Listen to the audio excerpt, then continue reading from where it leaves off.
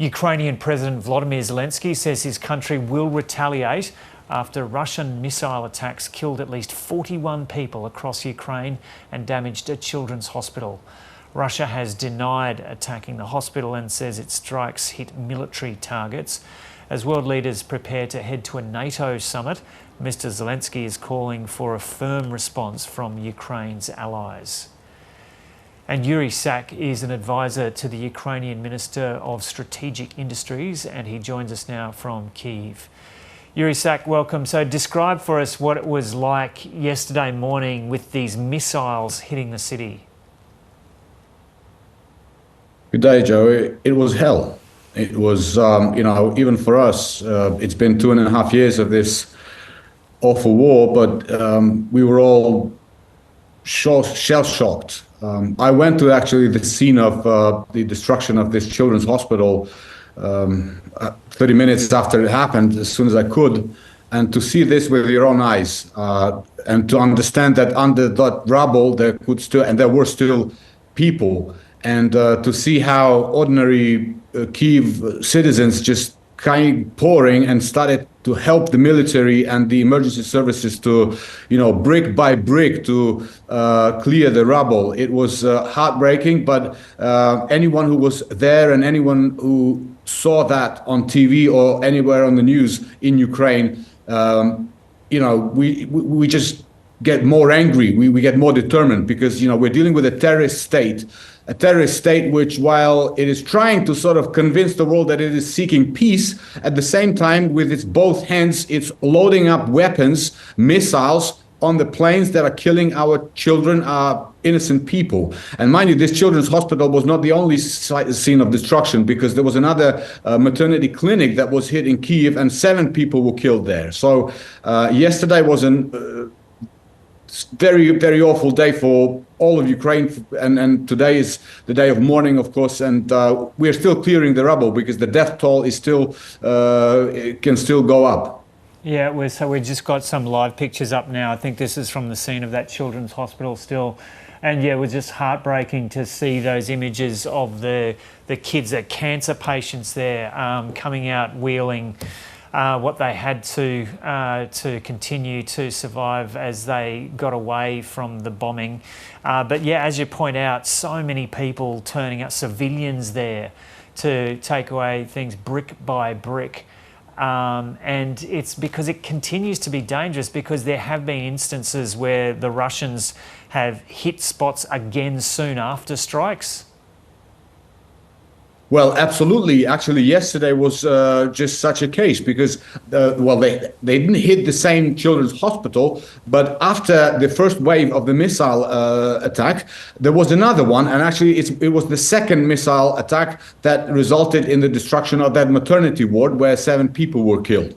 So, they are terrorists, they use terrorist tactics, and it is baffling for us to see how, on the same day, for example, when this tragedy happens in Ukraine, tragedy which cannot be interpreted, there's no black and white, right?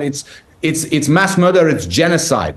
And then there are leaders of large countries, giving hugs to this terrorist, this war criminal in the Kremlin. I mean, it's just absolutely mind-boggling. Yeah, that children's hospital is the main spot that we've seen. Do you know how many people died there? Well, it's still not clear, but minimum 4 are confirmed. Last night, our representatives of our government reported that late in the evening, a body of a woman and 2 children were taken from underneath the rubble, a 9-year-old girl and an 11-year-old boy. And like you said, this, they've hit the part of the hospital where cancer children, were going through treatments such as dialysis, life-saving treatment. And now the hospital is ruined. There's people who have been killed. And, we just keep repeating to our partners, give us more air defense systems and give us the permission to strike Russia deeper into their territory, because that's the only possible, efficient way for us to stop these attacks from happening in the future. There are planes, every single one of those planes that launched those missiles at Kyiv and other Ukrainian cities yesterday. They take off from deep inside Russia. They launch these missiles, they kill Ukrainian civilians, and they go and have a cup of coffee. Now, that has to stop. If we are given the permission to strike deeper inside Russia territory, we will be able to target their airfields, and we will make it impossible for these planes to even take off. And who do you have to get that permission from? Primarily from the United States of America. And what's been the response so far? So far, unfortunately, they yesterday they have said that they've given us permission to use their long-range missiles not far from the Ukrainian border with Russia, in particular near the Kharkiv region, which was and continues to be on a daily basis the target of incessant bombings. But at the same time, the White House has still not changed their mind in terms of allowing Ukraine to strike deeper into the Russian territory. And this is exactly what we need. Now, look, when our President Zelenskyy, when he says that we will retaliate with force, I would like to make it clear. Now, we are not attacking civilian objects, right? We are not these terrorists. We are not like these depraved war criminals who are going to retaliate by killing civilians on the other side. We will strike their military objects. We will strike their airfields, their bombers, their army, not civilians. So this is why, under international law, we are entitled to our right to self-defense. And we hope that the White House will change their mind, and we hope that we will get that permission and we will be able to protect our children and families and, cancer patients. Now, there was a period where there seemed to be a bit of a stalemate in terms of where the front line was. Ukraine had pushed Russia back and there was a bit of a stalemate. It seemed like the Ukrainian borders, apart from around some regions in the east, were basically holding firm. But have the Russians recently made advances to the north of Kharkiv into Ukrainian territory? Joey, the front line actually may seem as sort of stable, but in reality, the fighting in the east of Ukraine is really, really fierce and intense. Our armed forces are holding on. They're pushing the enemy back. The enemy is trying to break through our defense lines to no success. But of course, on some days, they gain insignificant incremental,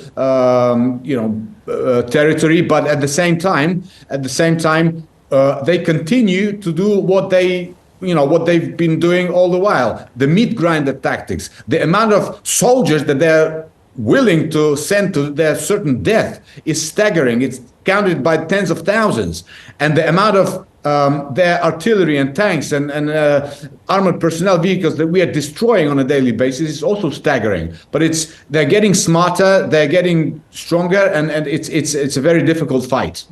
And so after 2 years, we keep on seeing these stories of the resilience of the Ukrainian people. Yuriy, I've spoken to you a number of times over the past couple of years. How do you feel now about the capacity for Ukraine to push Russia out once and for all? Joey, I am so proud of my people because sometimes I just think that all Ukrainians are superhumans. Right now, we're living on a daily basis. We get like 6 hours of electricity a day. We get air raid sirens 4 to 5 times a day in every part of Ukraine.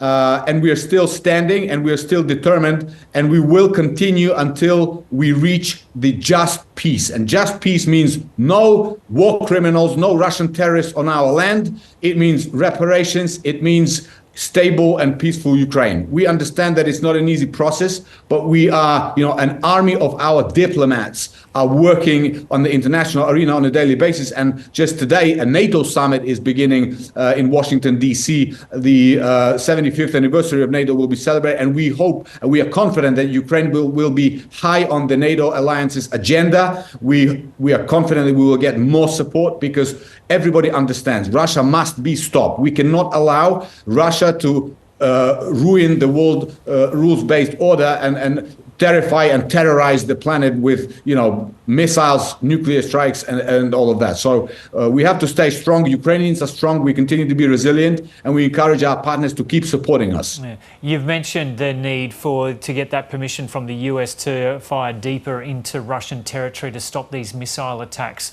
For a period, Ukraine seemed to be really concerned about the supply of munitions from allies around the world.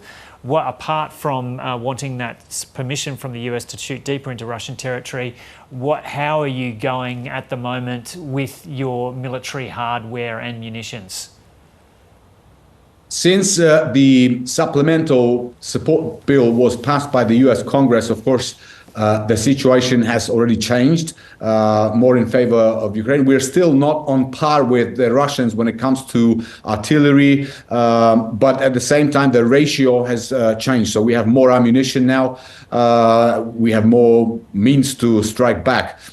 I would also like to stress that all this time, Ukraine has been working very hard to build up our own defense industry base. So we are now building, making our own ammunition, we are making our own artillery pieces, and actually we are setting up joint ventures with global weapons manufacturers here in Ukraine at the time of war. So, and we encourage, of course, other countries to participate in a project which we called Zbroyery Manufacturing Freedom, because Joey, we have been so successful in rebuilding our defense industry base. We are capable of producing 3 times more weapons than the Ukrainian government can actually buy from the Ukrainian manufacturers. This is why we appeal to foreign countries. If you want to buy us weapons to send them to the Ukrainian army, buy them from our own manufacturers. I mean, the Netherlands have done that already, Canada, Denmark, the US is about to set up a fund. So I would like to use this opportunity to appeal to the government of Australia as well, participate in the Manufacturing Freedom Project, buy Ukrainian weapons for the Ukrainian army from the Ukrainian manufacturers. This will be a very good contribution towards stable peace and secure Europe. You've already mentioned how important the US is in all of this. There's a presidential election coming up in 4 or 5 months. How do you feel about the chance of a Trump presidency and what he's had to say about solving the situation in Ukraine? We are sacrificing now our lives for democracy and freedom because we believe in democracy and freedom. And so no matter who will be the resident of the White House following the elections, we are confident that, US is a country where democratic processes work well. And whoever is the next president of the United States of America, they will for sure understand that standing with Ukraine, continuing to support Ukraine is in the national interest of the United States of America. Because if Ukraine doesn't succeed, God forbid, and we will do all we can and all we have to not allow that to happen. But, Russia will not stop in Ukraine. Russia is not about peace. Russia wants to destroy Ukraine and then move on to Europe, to the Baltic states, Poland. They want to dismantle the world order as we know it, right? And it is in the interest of the United States of America, whoever is the president of their country, to continue to support Ukraine, because otherwise the world will descend into chaos, and that's not in anybody's interests. Okay, Yuriy, thanks so much for talking to us from Ukraine, and stay safe. Thank you. Thank you, Joey.